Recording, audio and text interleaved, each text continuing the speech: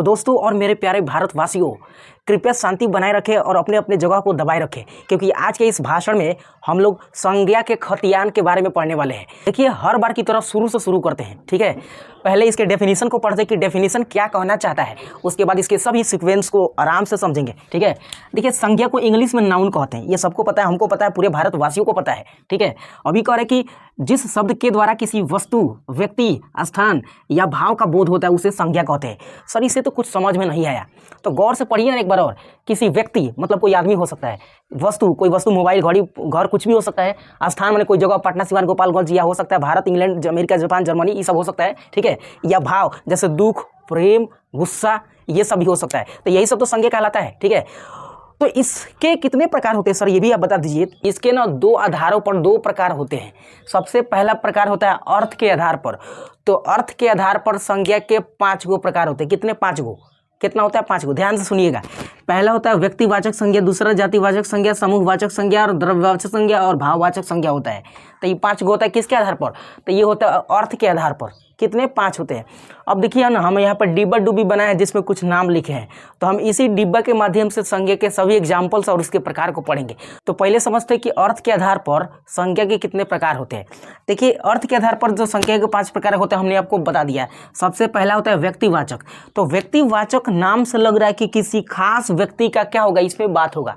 मतलब जिस शब्द से किसी खास व्यक्ति, वस्तु, स्थान या जानवर के नाम का बोध होता हो उसको कहते हैं व्यक्तिवाचक संज्ञा।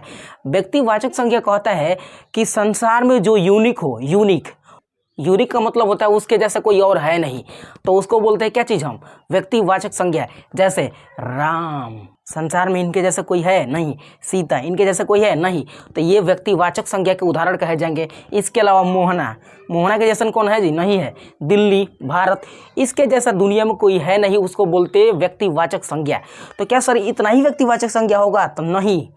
अगर हम बात करते हैं ग्रहों के नाम के, तो ग्रहों के नाम जैसे शुक्र ग्रह, बुध ग्रह, बृहस्पति ग्रह, अरुण ग्रह, या तारा में जैसे सूर्य हो गया, ये सब यूनिक हैं, इनके जैसा कोई है नहीं। पृथ्वी के जैसा कोई है नहीं, सूर्य के जैसा कोई है नहीं। तो इस भाषण में तो यही तो हम पढ़ रहे हैं, ठीक है। तो ये यूनिक है, इस वजह से इनको हम क्या कह सकते हैं? तो इनको हम कह सकते हैं व्यक्तिवाचक संज्ञा, ठीक है। व्यक्तिवाचक संज्ञा। इतना ही नहीं, और भी चीज़ है, जैसे दिनों के नाम, संडे, मंडे, ट्यूसडे। तो ये बात समझ में आनी कि नहीं आनी? आगे बढ़ते हैं। देखिए, इसके अलावा भी कुछ और भी संज्ञा के प्रकार है जिसको व्यक्तिवाचक संज्ञा कहते हैं। जैसे दिनों के नाम तो आपने जाना, महीनों के नाम जनवरी, फरवरी, मार्च, अप्रैल, जेठ, वैशाख, आषाढ़, ये सब क्या है? तो व्यक्तिवाचक संज्ञा है। इसके जैसा कोई दुनिया में है नहीं, इस वजह से ये यूनिक है, और यूनिक नाम को ही तो हम कहते हैं व्यक्तिवाचक संज्ञा। और भी है, जैसे नदियों के नाम जैसे गंगा, गोदावरी, कृष्ण, कावेरी, सोन, पुनपुन, ऐसे नदियों के नाम कहीं और ही है नहीं, भारत के अलावा कहीं तो नहीं मिलता है हमको। इसके अलावा कुछ ग्रंथों के नाम जैसे रामायण, महाभारत, बाइबल, ठीक है, या और भी बहुत सारे ग्रंथ होते हैं, वो उनके जैसा कोई है ही नहीं। तो जो संसार में सर्वोपरि यूनिक हो, ठीक है, अद्वितीय हो, उसको बोलते हैं व्यक्तिवाचक संज्ञा। कंसेप्ट क्लियर और खत्म, खलास हुआ, ठीक है। पहला खत्म। दूसरा क्या होता है? दूसरा होता है जातिवाचक संज्ञा। देखिए, जातिवाचक संज्ञा का मतलब ना कि किसी शब्द से जब किसी जाति का बोध होता हो, यहाँ जाति का मतलब अहिर, यादव या फिर अन्य कोई जाति जैसे लोहार, सोनार, ये सब की बात नहीं चल रही है। यहाँ जाति का मतलब यह हुआ कि एक ऐसा शब्द जिससे उस शब्द के माध्यम से किसी समस्त जातियों का बोध हो, समस्त जीवों का बोध हो, या समस्त वस्तुओं का बोध हो, उसको बोलते हैं जाति। यहाँ पर इस ग्रामर के अनुसार या व्याकरण के अनुसार। तो जातिवाचक संज्ञा जैसे, ध्यान से सुनिएगा, लड़का, अगर हम लड़का कह दें तो इसमें लंगड़, लूज, गोर, करिया सब आ जाएगा, है ना। इसके अलावा करीमना, मोहना, रविया सब कौन आ जाएगा, समझ रहे हैं। तो लड़का जाति से सबका बोध हो जाएगा, लड़का, ठीक है। उसी तरह से लड़की कहे तो रिंकिया, टिंकिया, मोनालिसा, इसे रनिया, सबको कह सकते हैं, समझ रहे हैं। तो लड़की का जाति का बोध हो जाएगा। उसी तरह से अगर हम शिक्षक कहें तो शिक्षक में शिक्षिका का भी बोध हो जाएगा। उसमें विभिन्न तरह के शिक्षक जो होते हैं, जैसे संस्कृत पढ़ाने वाले होते हैं, इंग्लिश पढ़ाने वाले होते हैं, सब किसी की बात हो जाएगी। तो इसी वर्ड से तो एक जाति का बोध हो रहा है, उसमें रहने वाले लोगों को, ठीक है। तो हम इसको क्या बोलेंगे, जातिवाचक संज्ञा। जाहिर सी बात है, जैसे डॉक्टर में भी कोई डॉक्टर मस्तिष्क का डॉक्टर होता है, कोई किडनी का डॉक्टर होता है, कोई हार्ट का डॉक्टर होता है, या कोई अन्य का डॉक्टर होता है। तो डॉक्टरों के जितने प्रकार मिलेंगे सब डॉक्टर्स शब्द से जाति का बोध हो जाएगा। इसके अलावा नर्स नहीं जी, नर्स होता है, नर्स नहीं होता है, this is called nurse. Nurse का मतलब समझ रहे हैं, इसमें नर्स में जितने हो सकते हैं, जैसे लेडीज भी हो सकता है, लेडास भी, यानी जेंट्स भी हो सकते हैं। तो ये दिख रहा है आम, जैसे आम में लंगड़ा, लूल्हा, है ना, टैरिया, बम्बैया, बहुत सारे आम होते हैं। तो इन शब्दों के द्वारा एक विशेष जाति का बोध हो रहा हो, ठीक है, तो इसको कहेंगे हम जातिवाचक संज्ञा। क्या कहेंगे, जातिवाचक संज्ञा। आई होप आपको कॉन्सेप्ट समझ में आया होगा, ठीक है। आगे बढ़ते हैं। देखिए ये हो गया। तीसरा होता है समूहवाचक, दूसरा है समूहवाचक। समूहवाचक का मतलब कि किसी ग्रुप के बारे में बात हो रहा होगा तो कहेंगे समूहवाचक संज्ञा। यानी जिस शब्द से किसी व्यक्ति या किसी भी चीज़ों के समूह का बोध हो या ग्रुप का बोध हो, ठीक है, उसी को कहते हैं समूहवाचक संज्ञा।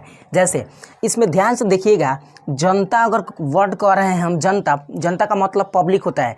जैसे हम भाषण दे रहे हैं, आप लोग जितना इकट्ठा हुए होंगे वो सब क्या है, जनते हैं। अब जनता में समूह को दर्शा रहा है, यहाँ पे अनगिनत संख्या हो सकता है, करोड़ों की संख्या में हो सकता है, लाखों की संख्या में हो सकता है। तो ये तो समूह को दर्शा रहा है ना जी, तो इसलिए बोलेंगे जनता वर्ड जो है ये शब्द क्या है, तो समूहवाचक है। लेकिन इस जनता में हो सकता है कि कोनो मोहना हो, तो मोहना को निकालेंगे एक स्पेशल नाम, तो क्या हो जाएगा, व्यक्तिवाचक हो जाएगा, ठीक है। गुच्छा का मतलब ग्रुप हो गया, है ना, चाहे गुच्छा पंचायत का हो सकता है या किसी अन्य चीज़ का हो सकता है।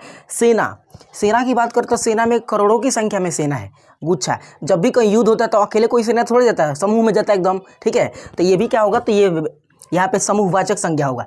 इसके अलावा मेला लगाएंगे, वो डायलॉग सुने आप गुज्जर का, मेला फिल्म का, आमिर खान का, उसमें कहता है ना मेला लगाएंगे वो मेला।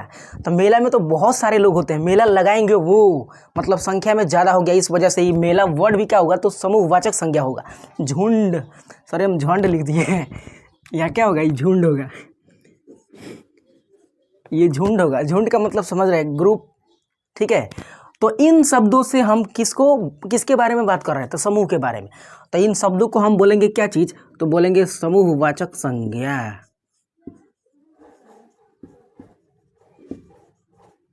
ठीक है, समूहवाचक संज्ञा बोलेंगे, ये चीज़ था। तो तीसरा भी कॉन्सेप्ट सर क्लियर हो गया। आगे बढ़िए, तो अगला जो संज्ञा का प्रकार है उसका नाम है द्रववाचक संज्ञा। तो द्रववाचक संज्ञा का मतलब कि कोई ऐसा वस्तु या कोई ऐसा पदार्थ जिसको हम माप या तौल सकते हो, केवल माप और तौल सकते हो, माने जोख सकते हो कि 5 किलो, 10 किलो, 15 किलो कितना है, उसको बोलते हैं क्या चीज़, तो द्रववाचक संज्ञा बोलते हैं। क्या बोलते हैं, द्रववाचक संज्ञा। जैसे सोना को हम क्या करते हैं, मापते हैं, 4 ग्राम, 5 ग्राम, 5 किलो, 10 किलो, चाहे 4 भर या भरी बोलते हैं उसको। उसी तरह चांदी, इसको भी मापते हैं। चावल 1 किलो, 4 किलो, 5 किलो, 10 किलो, ऐसे मापते हैं ना जी। तो ये भी क्या होगा, तो ये द्रववाचक संज्ञा। तेल 1 लीटर, 2 लीटर, 4 लीटर, पानी 1 लीटर, 2 लीटर, 4 लीटर, तो मापने वाला जो चीज़ होगा उसको बोलते हैं हम द्रववाचक संज्ञा। द्रववाचक संज्ञा मापने वाला चीज होगा तो, ठीक है। इसके बाद लास्ट जो बच गया उसका नाम है भाववाचक संज्ञा। क्या है, भाववाचक संज्ञा। भाववाचक संज्ञा का मतलब कि जिस शब्द से भाव का पता चले। भाव का मतलब कि जैसे मान लीजिए कोई कितना गुस्सा है, गुस्सा ये भाव बता रहा है, ठीक है। कोई कितना गरीब है, कोई कितना अमीर है, कोई कितना ईमानदार है, ये सब भाव को बता रहा है, ठीक है। तो भाव बताने वाले शब्द को बोलते हैं भाववाचक संज्ञा। जैसे यहाँ पे हमने लिखा है गुस्सा, कोई कितना 5 किलो, 10 किलो, 15 किलो गुस्सा है, इसको माप सकते हैं नहीं। कोई मापने वाला यंत्र होता है कि कोई गुस्सा हुआ एकदम लगा दो थर्मामीटर की तरह माप, अरे 5 किलो गुस्सा ही नहीं माप सकते। प्रेम ना, ये तो इम्पॉसिबल है, समझ रहे हैं, ये मापा नहीं जा सकता है। इसके अलावा नफरत, कोई कितना नफरत करता है ये मापना इम्पॉसिबल है, ठीक है। ईमानदारी, मिठास, तीखा, कितना आपको मरचा खाने के बाद तीत लग रहा है, नहीं माप सकते। तो ये सब भाव को बता रहा है, केवल हम फील कर सकते हैं, उसको बता नहीं सकते कि किस तरह से हमारे ऊपर वो गुजर रहा है, कि गुस्सा हो चाहे तीखा हो चाहे मीठा हो, चाहे हम किस तरह के ईमानदार आदमी हैं, ये सब बता नहीं सकते। अब जिसके ऊपर ये गुजर रहा होगा वही वो फील कर रहा होगा, ठीक है। तो फील करने वाले शब्द को बोलते हैं क्या चीज़, तो भाववाचक संज्ञा। तो ये 5 प्रकार की संज्ञा के प्रकार अर्थ के आधार पर थे, लेकिन दूसरा जो आधार है ना वो है उत्पत्ति के आधार पर। तो उत्पत्ति के आधार पर संज्ञा के 3 प्रकार होते हैं। कितने प्रकार होते हैं? 3। ध्यान से सुनिएगा।